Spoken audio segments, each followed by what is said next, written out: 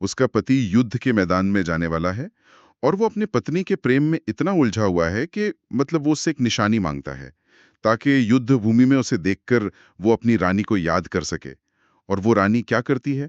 वो सोचती है कि अगर राजा का ध्यान मेरे प्रेम में ही अटका रहा, तो वो अपना राजधर्म कैसे निभाएगा? इसलिए वो अपना ही सिर धड़ से अलग करके एक थाल में सजाकर अपने पति के पास भिजवा देती है। हम्म। हाँ। और सुनने में ये भले ही किसी हॉलीवुड की फैंटेसी सीरीज का दृश्य लगे, लेकिन बिल्कुल, किसी गेम ऑफ थ्रोन्स के डार्क एपिसोड जैसा लगता है। बिल्कुल, लेकिन ये कोई कल्पना नहीं है। ये एक 100% ऐतिहासिक सच्चाई है। सच में जब हम इतिहास की बात करते हैं ना, तो हमारे दिमाग में बस वो पत्थरों से बने मजबूत किले, तलवारें और तारीखें आती हैं। हमें लगता है कि जो ठोस है, जिसे हम छू सकते हैं, बस वही इतिहास है। लेकिन आज की इस गहन चर्चा का मिशन कुछ और है। आज हम पत्थरों की दीवारों को छोड़कर शब्दों की दुनिया में उतरने वाले हैं। हमारे पास मौजूद नोट्स और दस्तावेजों के जरिए हम राजस्थानी साहित्य के विकास की एक ऐसी कहानी खंगालेंगे जो 12वीं सदी के शांत जैन मुनियों से शुरू होकर आधुनिक उपन्यासों की जटिलताओं से गुजरती हुई सीधे राजस्थानी सिनेमा के उदय तक पहुंचती है। हम्म। और इन साहित्यिक दस्तावेजों को गहराई से समझना इसलिए भी बेहद जरूरी है क्योंकि देखिए ये हमें समाज का एक बिल्कुल अलग नजरिया देता है। आम धारणा यही है कि राजपूताना या राजस्थान का मतलब सिर्फ राजा महाराजा, उनकी शानो शौकत और उनके युद्धों की दास्तानें हैं। लेकिन जब हम इस साहित्य के परतों को खोलते हैं ना, तो हमें वहाँ आम इंसान की भूख, एक किसान का संघर्ष और यहाँ तक कि सत्ता के कूटनीतिक बदलावों का वो कच्चा चिट्ठा मिलता है जो शायद राजाओं के आधिकारिक दस्तावेजों में कभी दर्ज ही नहीं हुआ। तो चलिए इस कहानी को बिल्कुल शुरुआत से शुरू करते हैं। किसी भी महान परंपरा की एक नींव होती है, एक पहला कदम होता है। हमारे स्रोत हमें सीधे 1168 ईस्वी में ले जाते हैं। ये वो दौर था जब राजस्थानी साहित्य अपने बिल्कुल शुरुआती स्वरूप में था। इस समय की सबसे प्राचीन रचना का नाम है भरतेश्वर बाहुबली घोर, जिसे ब्रजसेन सूरी ने लिखा था। हाँ, 12वीं सदी का ये समय बहुत ही दिलचस्प है। ये वो समय था जब भाषाएं संस्कृत और प्राकृत के भारी प्रभाव से बाहर निकलकर स्थानीय लोगों की बोलचाल में ढल रही थीं। ब्रजसेन सूरी की इस रचना के ठीक बाद एक और बहुत ही महत्वपूर्ण माइलस्टोन आता है, शालीभद्र सूरी की भरतेश्वर बाहुबली रास। अब घोर और रास सुनने में एक ही परंपरा के हिस्से लग सकते हैं, मतलब दोनों तो लगभग एक ही समय के धार्मिक या पौराणिक आख्यान लगते हैं ना। हाँ, बिल्कुल। लेकिन इतिहास के नजरिए से रास का महत्व बहुत बड़ा है, ऐसा क्यों? क्योंकि भरतेश्वर बाहुबली रास वो पहली रचना है जिसमें संवत यानी वर्ष का स्पष्ट उल्लेख मिलता है। ओह, अच्छा। तो इसका मतलब है कि लेखक ने जानबूझकर वहां एक टाइम स्टैंप लगा दिया। जी बिल्कुल। और जब कोई कहानी या कविता एक तारीख के साथ दर्ज हो जाती है ना, तो वो सिर्फ एक कहानी नहीं रहती, वो समय के एक खास बिंदु का एक आधिकारिक दस्तावेज बन जाती है। सही बात है। प्राचीन साहित्य ज्यादातर पद्य यानी कविताओं में लिखा जाता था। राजाओं की वीर गाथाएं हों या देवताओं की स्तुति, उन्हें गाया जाता था ताकि वे लोगों की जुबान पर रहें और पीढ़ियों तक मौखिक रूप से सफर कर सकें। लेकिन जैसे जैसे समय बीता, समाज सिर्फ राजाओं और देवताओं के इर्द गिर्द घूमना तो बंद हो गया होगा। और यहीं पर हमारे दस्तावेज एक बहुत ही रोमांचक करवट लेते हैं। बात आती है आधुनिक गद्य यानी प्रोज की। और यहाँ एक नाम उभर कर आता है जिसने मुझे सच में हैरान कर दिया। शिवचंद्र भरतिया। बहुत ही बड़ा नाम है। अगर मैं आज के संदर्भ में कहूँ ना, तो शिवचंद्र भरतिया साहित्य के एक स्विस आर्मी नाइफ थे। या कह लीजिए वो अपने आप में एक पूरी वन मैन इंडस्ट्री थे। ये उपमा बहुत ही सटीक है। उनका योगदान सच में अभूतपूर्व था। आप उनके काम का दायरा देखिए। पहला राजस्थानी उपन्यास, जिसका नाम था कनक सुंदर, उन्होंने लिखा। पहला राजस्थानी नाटक केसर विलास, वो भी उन्होंने लिखा। और पहली राजस्थानी कहानी विश्रांत प्रवास, वो भी शिवचंद्र भरतिया की ही कलम से निकली। इसके साथ ही फाटका जंजाल और बुढ़ापा की सगाई जैसे नाटकों की नींव भी उन्होंने ही रखी। मेरा सवाल यह है कि कोई एक इंसान अचानक से इतने सारे अलग-अलग फॉर्मेट्स में कैसे और क्यों लिखने लगा? देखिए, इसके पीछे एक बहुत बड़ा सामाजिक विज्ञान काम कर रहा था।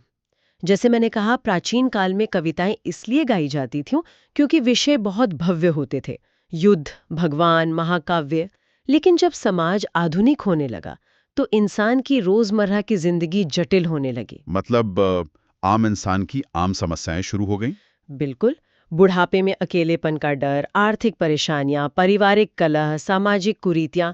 अब इन रोजमर्रा की उलझनों को आप किसी भव्य कविता या राग में गाकर तो नहीं सुना सकते ना। हाँ, वो बहुत अजीब लगेगा। तो इन उलझनों पर बात करने के लिए आपको आम बोलचाल की भाषा चाहिए थी। गद्य यानी प्रोस का उदय इसी आधुनिकीकरण का सीधा परिणाम था। शिवचंद्र भरतिया ने साहित्य को राज दरबारों की भव्यता से निकालकर आम लोगों की बैठकों और चौपालों तक पहुंचा दिया। उन्होंने महसूस किया कि अब समाज को उपन्यासों और नाटकों की जरूरत है जो उनकी अपनी कहानी कहें। और आम आदमी की कहानी का सबसे बड़ा हिस्सा हमेशा से प्रकृति रहा है। शिवचंद्र भरतिया के गद्य से पहले जब पद्य का ही जोर था, तब भी इंसानी मन को समझने की कोशिशें हो रही थी। हमारे स्रोत में जैन कवि पाल्हण द्वारा रचित नेमिनाथ बारामासा का विशेष जिक्र है। यह मारू गुर्जर भाषा का पहला बारामासा है। हाँ, बारहमासा भारतीय साहित्य की एक बहुत ही मनोवैज्ञानिक विधा है। इसमें साल के 12 महीनों जैसे सावन, भादो, आश्विन के दौरान मौसम में जो बदलाव आते हैं ना, उन्हें इंसान के भीतर चल रहे भावनात्मक तूफानों के साथ जोड़कर देखा जाता है। मतलब बाहर बारिश हो रही है तो भीतर विरह की आग कैसे सुलग रही है, ये उसका एक बहुत ही खूबसूरत विश्लेषण होता है। और यहीं से हम अंदर के मौसम से निकलकर राजस्थान के असली बाहरी मौसम की तरफ चलते हैं। ये इस चर्चा का एक बहुत ही दिलचस्प मोड़ है।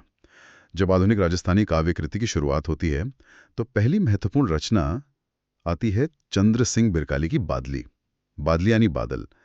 मुझे ये देखकर बड़ी हैरानी हुई। एक ऐसा प्रदेश जो अपने रेगिस्तान के लिए जाना जाता है, उसकी पहली आधुनिक कविता का विषय एक बादल है। बिल्कुल। और उसकी ठीक बाद उनकी जो दूसरी सबसे प्रसिद्ध रचना आती है, उसका नाम है लू। मतलब क्या वहां का मौसम ही वहां का सबसे बड़ा ड्रामा है? ये बहुत ही गहरी बात कही आपने। देखिए, किसी भी क्षेत्र का साहित्य उसकी सबसे बड़ी भूख और उसके सबसे गहरे डर से पैदा होता है। राजस्थान के संदर्भ में बारिश की एक बूंद सिर्फ मौसम का सुहावना होना नहीं है, ये जीवन और मौत का सवाल है। बादली उस समाज की सबसे बड़ी भूख है, उनकी सबसे बड़ी उम्मीद है। और लू उनका डर है। जी। दूसरी तरफ लू, वो आग की तरह चुभने वाली गर्म हवा, सिर्फ एक भौगोलिक घटना नहीं है। वो इस मिट्टी के लोगों का सबसे बड़ा संघर्ष है, उनका डर है जो हर साल उनके सामने आकर खड़ा हो जाता है। चंद्र सिंह बिरकाली की अन्य रचनाएं जैसे कालजेरी कोर और सांझ इसी बात को पुख्ता करती हैं। साहित्य ये नहीं बता रहा कि बाहर तापमान कितना है, बल्कि ये बता रहा है कि उस तापमान में इंसान अपनी जान कैसे बचा रहा है और उसकी आत्मा पर क्या गुजर रही है। और जब बात आत्मा पर गुजरने वाली बातों की आती है, तो सिर्फ प्रकृति ही नहीं, इंसान खुद इंसान पर क्या गुजार रहा है, ये भी साहित्य का बड़ा विषय रहा है। जैसे सत्यप्रकाश जोशी की रचनाएं बोल भारमली और राधा। और इसी मानवीय द्वंद्व का सबसे ज्वलंत उदाहरण वो कहानी है जिससे हमने इस चर्चा की शुरुआत की थी, हाड़ी रानी का अपना सिर काट कर दे देना। मेघराज मुकुल की मार्मिक रचना सैनानी। सैनानी का अर्थ होता है निशानी। हमारे स्रोतों में सैनानी के साथ साथ मुकुल जी की कोडुमदे और चंवरी का भी जिक्र है। हाँ, सैनानी केवल एक खौफनाक या नाटकीय घटना का वर्णन नहीं है, ये राजपूताना संस्कृति के उस गहरे मनोवैज्ञानिक और नैतिक द्वंद्व को उकेरती है जिसे समझना आज के दौर में मुश्किल लग सकता है। ये शौर्य की एक ऐसी परिभाषा है जो युद्ध के मैदान से ज्यादा घर के भीतर के बलिदान को महत्व देती है। मतलब कर्तव्य और प्रेम के बीच का टकराव। बिल्कुल। ये इस टकराव का दस्तावेज है जहां एक स्त्री अपने प्रेम का बलिदान इसलिए दे देती है ताकि उसका पति अपने सामाजिक और राजनैतिक कर्तव्य से पीछे ना हटे। मणिमधुकर की पगफेरो और सफेद मेमने जैसी रचनाएं भी इसी तरह समाज के अलग अलग भावनात्मक और मनोवैज्ञानिक पहलुओं को बड़ी बारीकी से पकड़ती हैं। तो हमने देखा कि साहित्य ने भावनाओं, प्रकृति और मनोवैज्ञानिक उलझनों को कैसे सहेजा, लेकिन साहित्य ने एक और बहुत बड़ी जिम्मेदारी निभाई थी। वो जिम्मेदारी थी इतिहास को एक डेटाबेस की तरह सुरक्षित रखने की। अगर मैं आज की भाषा में कहूं, तो ये दरबारी कवि और लेखक उस समय के क्लाउड स्टोरेज या डेटा बैकअप सिस्टम थे। सही कहा। राज दरबारों में कवियों को एक अहम दर्जा इसीलिए दिया जाता था ताकि वे सत्ता का इतिहास दर्ज कर सकें। लेकिन रुकिए, यहां मुझे एक बड़ी उलझन है। हम जानते हैं कि दरबारी कवि राजा के वेतन पर पलते थे। राजा उन्हें आश्रय देता था, जमीनें देता था, तो जाहिर सी बात है कि वो जो भी लिखेंगे उसमें राजा का ही महिमा मंडन होगा। वो कभी नहीं लिखेंगे कि उनका राजा किसी युद्ध में डरकर भाग गया। वे कहेंगे कि राजा ने एक शानदार रणनीतिक वापसी की। हाँ, बिल्कुल ऐसा ही होता था। तो फिर हम इन ग्रंथों को इतिहास कैसे मान सकते हैं? क्या ये सिर्फ चापलूसी और उस जमाने का प्रोपेगेंडा नहीं था? ये एक बहुत ही शानदार और वाजिब सवाल है और एक इतिहासकार का असली काम यहीं से शुरू होता है। ये सच है कि दरबारी साहित्य एक दो-धारी तलवार की तरह था। उसमें सत्ता का भरपूर महिमा मंडन होता था। लेकिन जब आधुनिक इतिहासकार इन ग्रंथों को पढ़ते हैं ना, तो वे उन चापलूसी वाले विशेषणों को किनारे कर देते हैं और उसके पीछे छिपे फ्रेमवर्क या ढांचे को निकालते हैं। फ्रेमवर्क से आपका क्या मतलब है? मतलब घटनाओं का सटीक ऐतिहासिक क्रोमोलॉजी। भले ही कवि ये लिखे कि हमारे महान राजा ने अकेले 10,000 दुश्मनों को मार गिराया, लेकिन उसी कविता की पंक्तियों के बीच में वो ये भी दर्ज कर जाता है कि युद्ध किस साल में हुआ, किस जगह पर हुआ, उस समय राजा के सहयोगी कौन थे, किन कबीलों ने गद्दारी की और राजकोष से कितना पैसा निकला। ये जानकारी सोने की खदान जैसी होती है। ओके। तो वे लोग महिमा मंडन के पर्दे के पीछे एक पूरा टाइमलाइन और सिस्टम छिपाकर रख रहे थे? बिल्कुल। हमारे स्रोत में ऐसी कई महत्वपूर्ण वंशावलियों और ग्रंथों का जिक्र है, जैसे रणछोड़ भट्ट की अमर काव्य वंशावली, जो बप्पा रावल से लेकर राणा राज सिंह तक का पूरा ऐतिहासिक क्रम बताती है। पंडित जीवधर की अमरसार, जो महाराणा प्रताप और अमर सिंह के समय की बहुत ही प्रामाणिक जानकारी देती है। और जगजीवन भट्ट की अजितोदय भी, जो मारवाड़ के शासक अजीत सिंह का वर्णन करती है। हाँ, और सदाशिव भट्ट की राज रत्नाकर तथा राज विनोद, जो बीकानेर के महाराजा कल्याण मल के दरबार का पूरा कच्चा चिट्ठा है। स्योत में कल्हण की राज तरंगिणी का भी संदर्भ है। हालांकि ये संस्कृत में कश्मीर का इतिहास है, लेकिन इसे शायद इसलिए शामिल किया गया है क्योंकि ये इस पूरे उपमहाद्वीप में ऐतिहासिक दस्तावेजीकरण का सबसे उत्तम और शुरुआती उदाहरण माना जाता है। इसी परंपरा को आधुनिक तरीके से डॉक्टर दशरथ शर्मा ने अपनी किताब द अर्ली चौहान डायनेस्टीज में डिकोड किया है। उन्होंने भी इन्हीं दरबारी काव्यों से असली इतिहास को छानकर बाहर निकाला है। यही कारण है कि हम दरबारी कवियों को सिर्फ चापलूस कहकर खारिज नहीं कर सकते। उन्होंने जो डेटा बैकअप बनाया, उसी से आज का इतिहास लिखा जा रहा है। लेकिन समीकरण तब बदल जाते हैं जब सत्ता खुद खतरे में पड़ जाती है। ये तो थी तब की बात जब राजा ताकतवर थे, लेकिन जब बाहरी ताकतें, खासकर अंग्रेज, हावी होने लगे तो साहित्य का सुर पूरी तरह बदल गया। वो स्तुति गान से बगावत पर आ गया। जी, जब सत्ता का स्वरूप बदलता है तो साहित्य सिर्फ एक मूक दर्शक नहीं रह सकता, उसे अपनी आवाज बदलनी पड़ती है। और ये बदीवली आवाज हमें शंकरदान सामोर की रचनाओं में बहुत स्पष्ट रूप से सुनाई देती है। उनकी रचनाएं देश दर्पण और सगति सुजस सीधे तौर पर बगावत थीं। स्रोत सामग्री में एक बहुत ही कमाल के मुहावरे का जिक्र है जो उन्होंने अंग्रेजों के लिए इस्तेमाल किया था। मुल्क रा मीठा ठग। ये केवल एक मुहावरा नहीं है, बल्कि उस समय की पूरी जियोपॉलिटिकल यानी भू राजनीतिक स्थिति पर एक बहुत ही तीखा और सटीक कटाक्ष है। मुझे भी इस मीठा शब्द ने बहुत सोचने पर मजबूर किया। अक्सर लोग सोचते हैं कि औपनिवेशिक काल का विरोध सिर्फ तलवारों और तोपों से हुआ था, लेकिन किसी हमलावर को खूंखार हत्यारा कहने के बजाय मीठा ठग कहना यह दर्शाता है कि शंकरदान सामोर जैसे लेखक ये समझ चुके थे कि अंग्रेज पुरानी शैली के हमलावर नहीं हैं, वे सीधे तलवार लेकर नहीं आ रहे हैं। ये थे। मीठा ठग वो होता है जो आपके सामने मुस्कुराता है, आपसे व्यापार के कागजों पर दस्तखत करवाता है और फिर चुपचाप आपकी अर्थव्यवस्था की जड़ें काट देता है। यानी ये कवि अपने समय के खोजी पत्रकार या एक तरह से विसल ब्लोअर थे। वे जनता को और राजाओं को ये चेतावनी दे रहे थे कि पुरानी अदावतों को भूल जाओ, ये जो नया दुश्मन आया है ये मीठी बातों से तुम्हें लूट रहा है। बांकीदास का मशहूर गीत आयो अंग्रेज मुल्क रह ऊपर भी इसी चेतावनी की एक खुली मुनादी थी। ये साहित्य का एक बहुत ही शानदार दौर था जहां शब्द सीधे तौर पर एक हथियार बन गए थे। नाथुराम खड़गावत की ऐतिहासिक पुस्तक Rajasthan role in the struggles of 1857 और चंद्रधार शर्मा गुलेरी की कहानी बारात लौट गईं इसी सामाजिक और राजनीतिक चेतना की गवाही देते हैं। इन रचनाओं ने लोगों के दिमाग में क्रांति के लिए एक जमीन तैयार की। और क्रांति के इस उथल पुथल भरे दौर के बाद समाज एक बार फिर एक नए आधुनिक युग में प्रवेश करता है। राजाओं का समय पीछे छूटने लगा और अंग्रेजों के खिलाफ संघर्ष ने आम आदमी को अपनी ताकत का एहसास दिलाया। अब साहित्य महलों से और यहाँ तक कि विद्रोह के मैदानों से निकलकर आम आदमी के रोजमर्रा के संघर्षों पर केंद्रित हो गया। आधुनिक कथाकारों ने एक नया मोर्चा खोल दिया।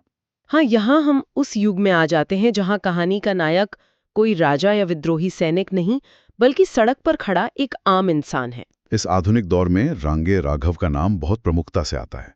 उनकी विविधता हैरान करने वाली है। आप उनके उपन्यासों के नाम देखिए। घरौंदा, मुर्दों का टीला, कब तक पुकारूं, सीधा साधा रास्ता। ये नाम अपने आप में एक बिल्कुल नई दुनिया की बात करते हैं। खासकर घरौंदा, जो उनका पहला उपन्यास था। घरौंदा का सीधा सा मतलब है मिट्टी का एक छोटा सा घर जो अक्सर बच्चे खेल खेल में बनाते हैं। जहाँ प्राचीन साहित्य विशाल किलों और महलों की बात करता था, रांगे राघव ने फोकस को खींचकर एक आम इंसान के उस छोटे से सपने पर ला दिया। अपने लिए एक छोटा सा घर, एक सुरक्षित कोना बनाने का सपना। बहुत ही जमीनी बात है। उन्होंने हाशिए पर पड़े लोगों, शोषितों और मजदूरों को अपनी कहानियों का मुख्य पात्र बनाया। साहित्य अब पूरी तरह से जमीन पर आ चुका था। इसी कड़ी में यादवेंद्र शर्मा चंद्र की रचनाएं भी मानवीय मनोविज्ञान की बहुत गहरी परतें खोलती हैं। उनके खाते में हजार घोड़ों का सवार, चांदा शेठानी, जोग संजोग और हूं गोरी किन पीवरी जैसी शानदार रचनाएं हैं। लेकिन जिस रचना ने मुझे सबसे ज्यादा आकर्षित किया वो है उनका मंचीय नाटक तासरो घर। तासरो घर यानी ताश का घर।